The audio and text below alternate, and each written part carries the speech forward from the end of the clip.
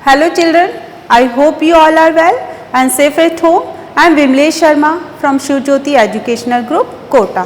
आज हम हिंदी पाठ्य पुस्तक कनक का पाठ 12 कारक पढ़ने जा रहे हैं। आप अपनी पाठ्य पुस्तक का पेज नंबर 96 ओपन करेंगे। कारक के बारे में हमने पिछली कक्षाओं में भी पढ़ा है।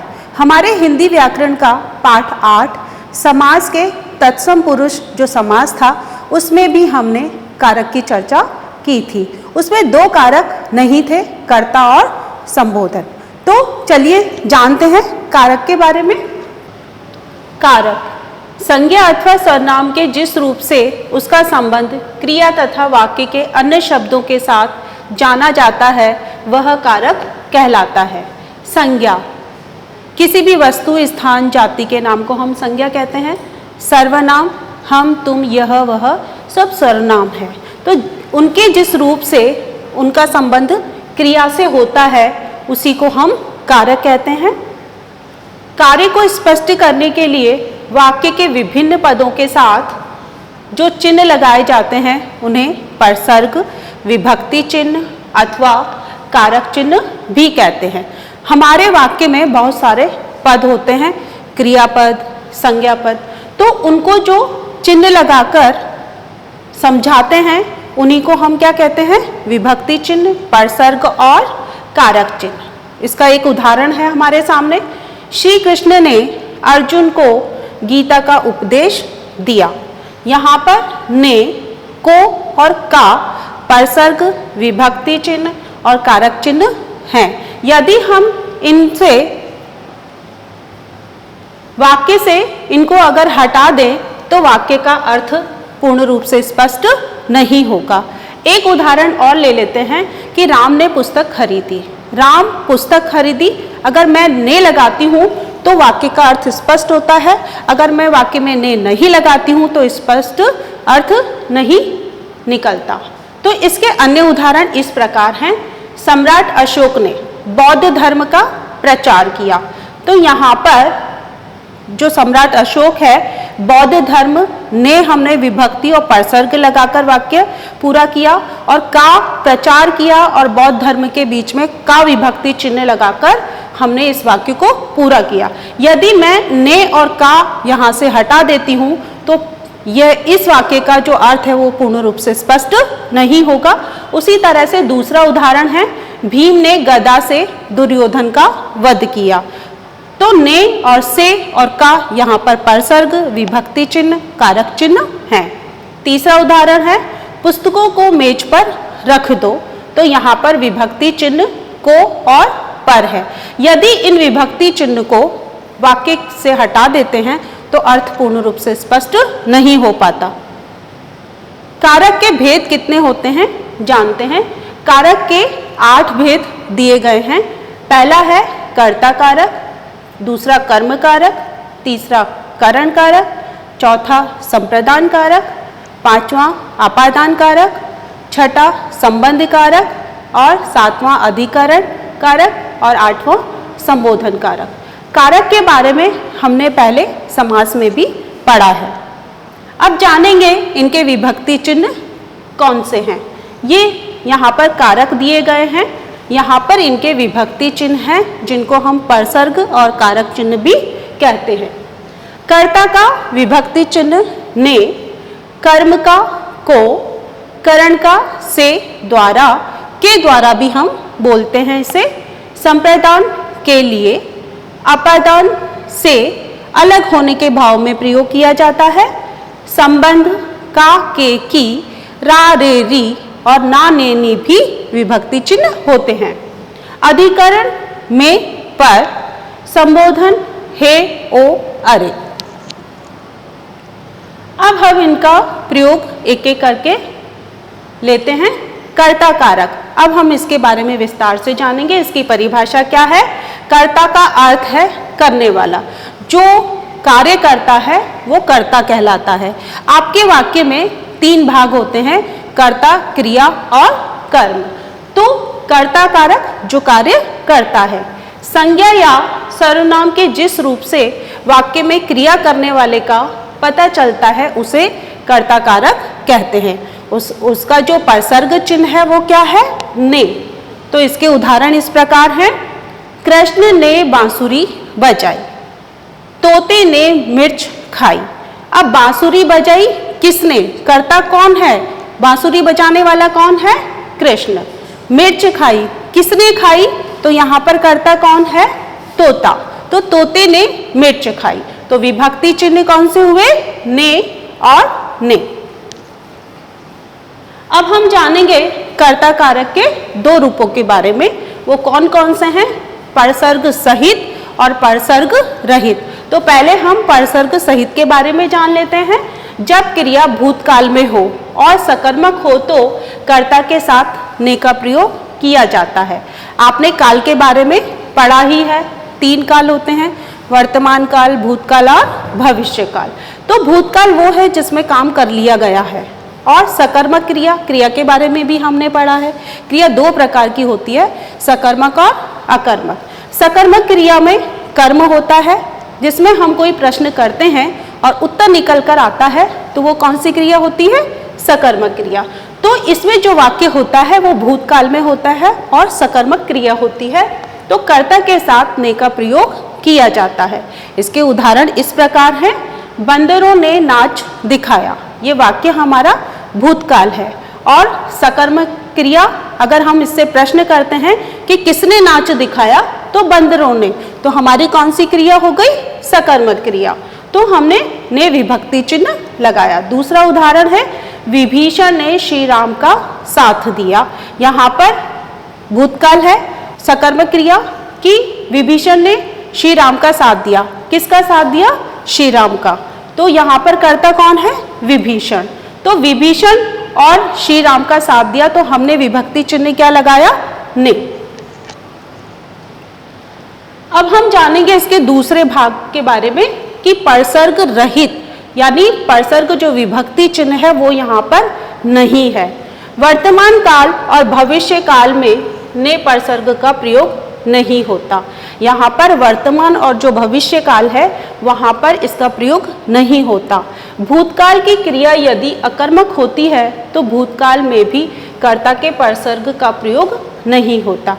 यहाँ पर ये दोनों काल का प्रयोग नहीं हो रहा है। और जो परसर्ग सहित हमने पढ़ा था उसमें भूतकाल के साथ सकर्मक क्रिया थी, यहाँ पर भूतकाल के साथ अकर्मक क्रिया होती है। तो इसके उदाहरण जान लेते हैं। सैनिक देश के लिए लड़ते हैं, हमें प्रदूषण को रोकना है। यहाँ पर के लिए और को विभक्ति चिन्ह तो हैं, परसर्ग तो हैं, लेकिन कर्ता का जो ने है वो यहाँ पर नहीं है। उसका कारण हम किस तरह से जानेंगे?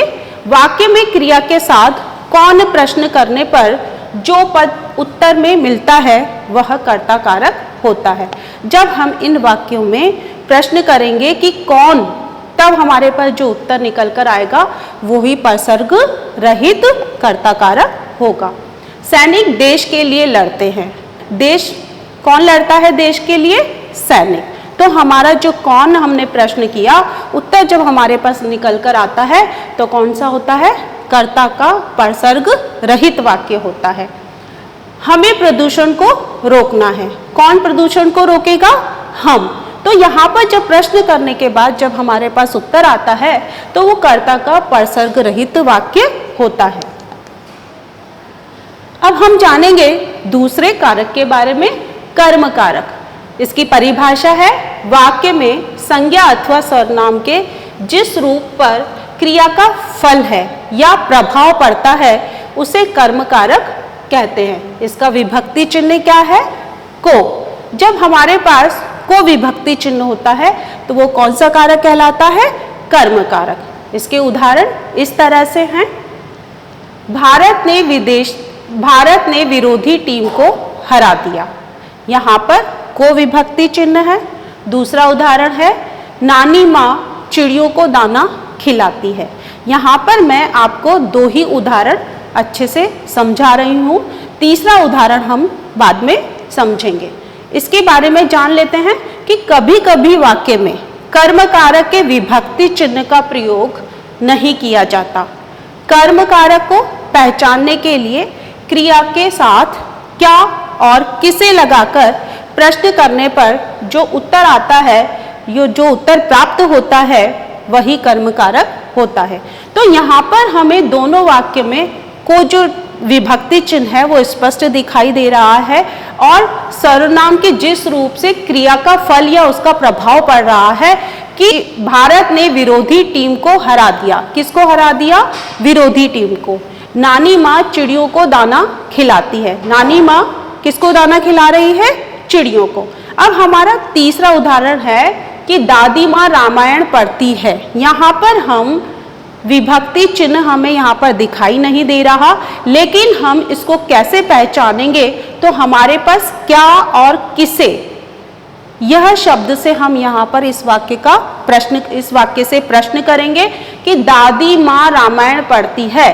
तो दादी माँ क्या पढ़ती है? रामायण। हमारा उत्तर निकल कर क्या आया? रामायण। तो वो कौन सा कारक होगा? कर्म कारक। तो कभी कभी हमें कर्म कारक का जो चिन्ह है वो विभक्ति चिन्ह दिखाई देगा और कहीं कहीं वाक्य में हमें विभक्ति चिन्ह नहीं दिखाई देगा। तो हम किसे और क्या प्रश्न कर कर उस विभक्ति चिन्ह को देखेंगे और उसका उत्तर जानेंगे, तभी हमें पता पड़ेगा कि कर्म कारक है या नहीं। अब हम जानते हैं अगला कारक करण कारक। इसकी परिभाषा है, करण का अर्थ होता है माध्यम या साधन। क्रिया को करने के लिए कर्ता जिस साधन की सहायता लेता है वाक्य में वह करण कारक होता है। इसके विभक्ति चिन्ह हैं से और के द्वारा। यहाँ पर जो व्यक्ति कार्य कर रहा है, किसके द्वारा कर रहा है, उसका साधन क्या है, वही करण कारक होगा। तो जान लेते हैं उदाहरण के द्वारा। चाय में चम्मच से चीनी घोल दो। हमने चीनी किससे घोली? हमारा साधन क्या है? चम्मच से। तो हमारा उत्तर निकल कर आ रहा है चम्मच से। तो हमारा साधन और माध्यम क्या हुआ चीनी घोलने का? चम्मच। तो यहाँ पर से और के द्वारा विभक्ति में से विभक्ति चिन्ह आ गया। दूसरा उदाहरण है, दूरदर्शन के द्वारा किए गए विज्ञापन घर घर तक पहुँचते हैं। के द्वारा, किसके द्वारा घर घर तक पहुँच रहा है विज्ञापन? दूरदर्शन के द्वारा। तो हमारा साधन क्या हुआ? दूरदर्शन। और विभक्ति चिन्ह क्या आया? के द्वारा। वाक्य में क्रिया के साथ किससे और किसके द्वारा लगाकर प्रश्न करने पर जो उत्तर प्राप्त होता है वही करण कारक कहलाता है। ये जो वाक्य है, अगर हम किसके और किसके द्वारा और किस से प्रश्न करेंगे, अगर उसका उत्तर हमारे सामने निकल कर आता है तो वो क्या कहलाएगा? करण कारक। चाय में चम्मच से चीनी घोल दी। किससे घोली? चम्मच से। तो हमारा करण कारक हुआ। दूरदर्शन के द्वारा किए गए विज्ञापन घर घर तक पहुँचे हैं। किसके द्वारा पहुँचे हैं? दूरदर्शन के द्वारा। तो हमारा कौन सा कारक हुआ? करण कारक। अब हम जानेंगे अगले कारक के बारे में, संप्रदान कारक। इसकी परिभाषा है, संप्रदान का अर्थ होता है किसी को कुछ देना या प्रदान करना। कर्ता द्वारा वाक्य के जिस संज्ञा या सर्वनाम पद के लिए कुछ किया जाए अथवा कुछ दिया जाए उसे संप्रदान कारक कहते हैं। इसके विभक्ति चिन्ह क्या है? के लिए और को है। तो संप्रदान का अर्थ है देना, या हम किसी को कोई चीज देते हैं तो देने के भाव में और प्रदान करने के भाव में संप्रदान कारक चिन्ह आते हैं। इसके उदाहरण इस प्रकार हैं, रोगी के लिए फल ले आओ। अब हम यहाँ पर फल रोगी के लिए लेकर आ रहे हैं, उसे हम फल प्रदान करेंगे। तो के लिए विभक्ति चिन्ह आया, तो कौन सा कारक हुआ? संप्रदान कारक। भिखारी को भोजन दो। हमें भिखारी को क्या देना है? देने का भाव आ रहा है भोजन। तो यहाँ पे कौन सा कारक होगा? संप्रदान कारक। वाक्य में क्रिया के साथ किसके या किसके लिए लगाकर प्रश्न करने पर जो उत्तर मिलता है वह संप्रदान कारक है।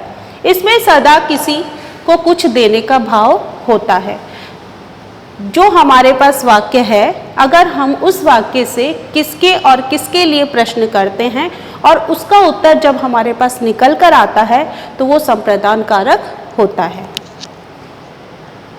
अब अगला कारक है अपादान कारक। इसकी परिभाषा इस प्रकार है, संज्ञा या सर्वनाम के जिस रूप से अलग होने का भाव प्रकट होता है वहाँ अपादान कारक होता है। अलग होने के अतिरिक्त तुलना करने, सीखने, डरने, लजाने और घृणा दिखाने का भाव भी अपादान कारक होता है। इसका विभक्ति चिन्ह है से। अब यहाँ पर हमें जानना है कि अपादान कारक जो से है वो अलग होने का भाव प्रदर्शित करता है और उसके साथ और भी अन्य भाव प्रदर्शित करते हैं। वो कौन कौन से हैं? तुलना का, सीखने का, डरने का, लजाने यानी शर्म का और घृणा का, ये भाव उसमें वाक्य में प्रकट होते हैं तो अपादान कारक होता है। जैसे कि हमने एक कारक पहले भी पढ़ा, करण, उसका भी चिन्ह से होता है लेकिन वह साधन के रूप में होता है और यहाँ अलग होने के रूप में हो रहा है। तो इसके उदाहरण इस प्रकार हैं। पहला उदाहरण है, मंदिरा छिपकली से डरती है। डरने का भाव, जैसा कि अभी हमने परिभाषा में देखा, तो यहाँ पर कौन सा भाव प्रदर्शित हो रहा है? डरने का। व्यक्ति बुरे आचरण से लज्जित होता है। यहाँ पर कौन सा भाव प्रदर्शित हो रहा है? लजाने का, लज्जित हो रहा है। और हमारे विभक्ति चिन्ह, परसर्ग चिन्ह, कारक चिन्ह क्या है? से। क्रिया के साथ कहाँ से और किससे लगाकर प्रश्न करने पर जो उत्तर मिलता है वह अपादान कारक है। तो मंदिरा छिपकली से डरती है। किससे डरती है? हमने वाक्य से प्रश्न किया तो वो छिपकली से डरती है, तो हमारा उत्तर आया छिपकली से। तो कौन सा कारक हुआ? अपादान कारक। व्यक्ति बुरे आचरण से लज्जित होता है। कौन से आचरण से? ऐसे कौन से आचरण है? बुरे आचरण। तो हमारा जब उत्तर निकल कर आता है तो अपादान कारक होता है। यहाँ पर मैं एक उदाहरण आपको अलग होने का बताने जा रही हूँ। पेड़ से पत्ता गिरता है। पेड़ से जब पत्ता अलग हो गया, अलग होने का भाव है और हमारा विभक्ति चिन्ह क्या है? से। तो कौन सा कारक होगा? अपादान कारक। अगला कारक है संबंध कारक। इसकी परिभाषा इस प्रकार है, वाक्य में संज्ञा अथवा सर्वनाम के जिस रूप से उसके किसी दूसरे के साथ संबंध का ज्ञान होता है वह संबंध कारक कहलाता है। इसके विभक्ति चिन्ह है का, के, की, रा, रे, री और ना, ने, नी। इसके उदाहरण है, उसका भाई 8वीं कक्षा में पढ़ता है। तो यहाँ पर उसका भाई जो है वो संबंध बताया जा रहा है। हमारा घर हरिद्वार में है। यहाँ पर हमारा और घर जो बताया जा रहा है वो संबंध का ज्ञान करा रहा है। अनूप की कार का रंग काला है। यहाँ पर दो विभक्ति चिन्ह हैं, की और का। क्रिया के साथ किसकी, किसका, किसके लगाकर प्रश्न करने पर जो उत्तर प्राप्त होते हैं वह संबंध कारक होते हैं। उसका भाई, किसका भाई? उसका भाई। उत्तर निकल कर आ रहा है तो हमारा संबंध बता रहा है तो संबंध कारक होगा। हमारा घर हरिद्वार में है। किसका घर? हमारा घर। तो यहाँ पर संबंध कारक हुआ। अनूप की कार, किसकी कार? किसकी कार? अनूप की कार। संबंध बताया जा रहा है। कार का रंग काला है। किसका रंग काला है? कार का। तो कार का रंग काला है तो यहाँ पर संबंध प्रदर्शित हो रहा है तो हमारा कौन सा कारक होगा? संबंध कारक। अब जानेंगे अधिकरण कारक के बारे में। इसकी परिभाषा इस प्रकार है, संज्ञा या सर्वनाम के जिस रूप से क्रिया के होने के स्थानीय समय का पता चलता है वहाँ अधिकरण कारक होता है। अधिकरण कारक के विभक्ति चिन्ह क्या हैं? में और पर। यहाँ पर इस कारक के अंतर्गत स्थानीय समय का पता चलता है तो वो उदाहरण के द्वारा जानते हैं। उदाहरण है, शेर पिंजरे में बंद है। तो यहाँ पर में हमारा विभक्ति चिन्ह, परसर्ग चिन्ह और कारक चिन्ह है। आप समय पर पहुँच जाइएगा तो यहाँ पर हमारा विभक्ति चिन्ह है पर। अब हम जानते हैं इनका पता हम कैसे लगाएंगे, तो हम कुछ प्रश्न इनसे करेंगे। किसके द्वारा करेंगे?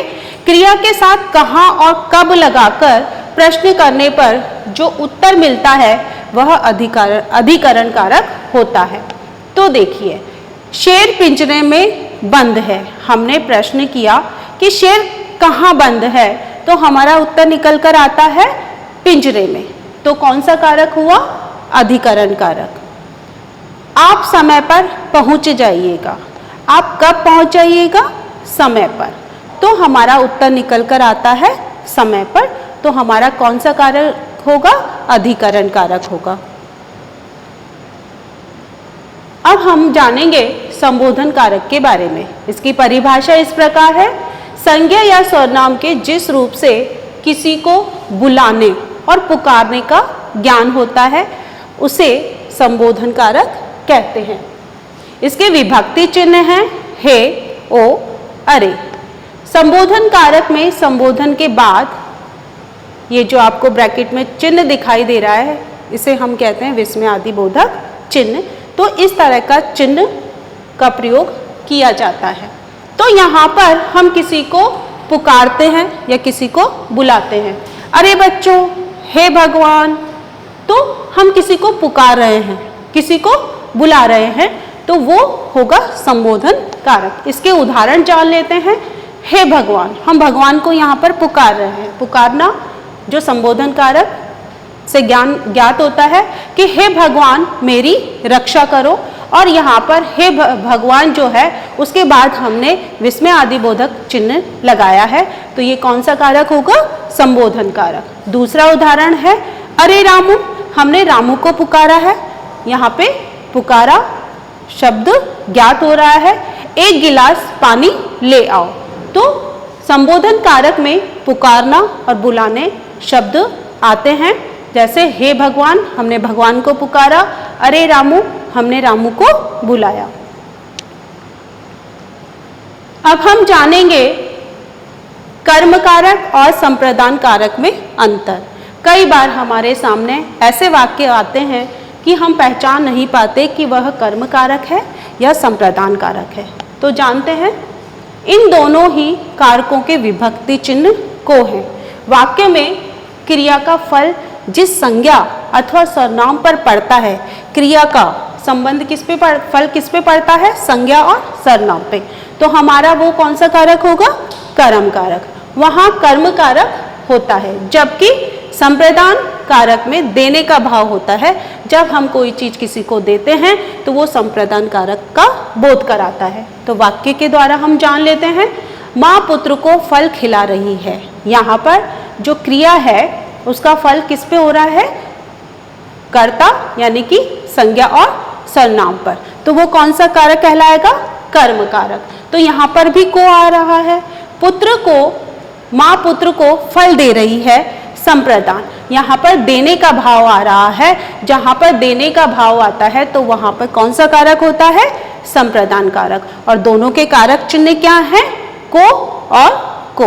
तो हमें इनकी परिभाषा के द्वारा ही पहचानना पड़ेगा कि कौन सा कारक है, कर्म कारक है या संप्रदान कारक है।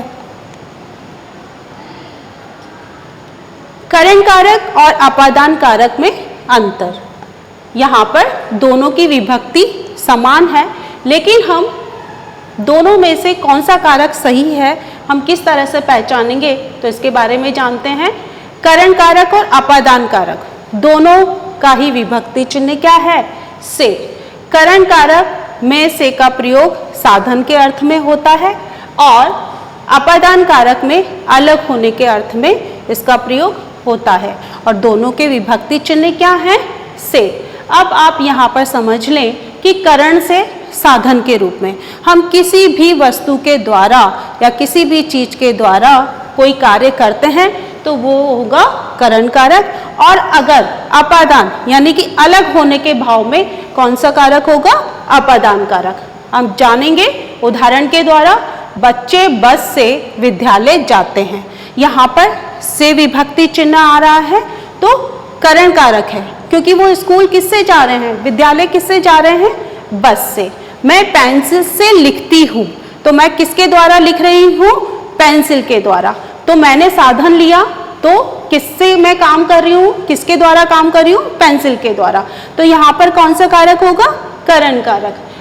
बच्चे बस से उतर रहे हैं, अपादान कारक। यहाँ पर अपादान कारक होगा अलग होने के भाव में, क्योंकि जब बच्चे बस से उतर गए तो बस से अलग हो गए, तो वहां पर से आ रहा है और कौन सा कारक होगा, अपादान कारक। जैसे कि मैंने आपको ये बताया कि पेड़ से पत्ते गिरते हैं तो से अलग हो गए, तो वो कौन सा कारक हुआ, अलग होने के भाव में अपादान कारक। तो हम इसी प्रकार से इनकी पहचान इस तरह से कर सकते हैं।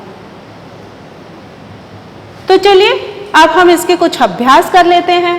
हमारा प्रश्न है, रिक्त स्थानों में परसर्ग लिखकर वाक्य पूरा कीजिए। आप जान ही रहे हैं परसर्ग यानी विभक्ति चिन्ह, कारक चिन्ह। हमारा पहला प्रश्न है, भारत रिक्त स्थान, युद्ध रिक्त स्थान, शत्रुओं को हरा दिया। तो भारत ने युद्ध में शत्रुओं को हरा दिया, तो जो यहाँ पर ने और में है वही हमारा परसर्ग है, विभक्ति चिन्ह है, कारक चिन्ह है। दूसरा प्रश्न है, हनुमान लक्ष्मण रिक्त स्थान संजीवनी बूटी लाए। तो यहाँ पर हमारा परसर्ग चिन्ह होगा, हनुमान लक्ष्मण के लिए संजीवनी बूटी लाए। तो यहाँ पर के लिए विभक्ति चिन्ह है। अगला प्रश्न है, निम्नलिखित वाक्यों में कारक की अशुद्धियों को शुद्ध करके वाक्य फिर से लिखिए। हमारा वाक्य है, मैं कुछ का कुछ लिख दिया हूँ, मैंने कुछ का कुछ लिख दिया है। तो हमारा अशुद्धिकरण, अशुद्धि को हमने शुद्ध बनाया कि मैंने कुछ का कुछ लिख दिया है। हमारा दूसरा प्रश्न है, माताजी ने फूलों का माला बनाई। तो इसका सही शुद्ध वाक्य होगा, माताजी ने फूलों की माला बनाई। तो बच्चों ये अन्य प्रश्न आप स्वयं करें। आज हमने कारक के बारे में समझा और जाना। मुझे आशा है कि आपको ये कारक बहुत अच्छे से समझ में आ गए होंगे। धन्यवाद।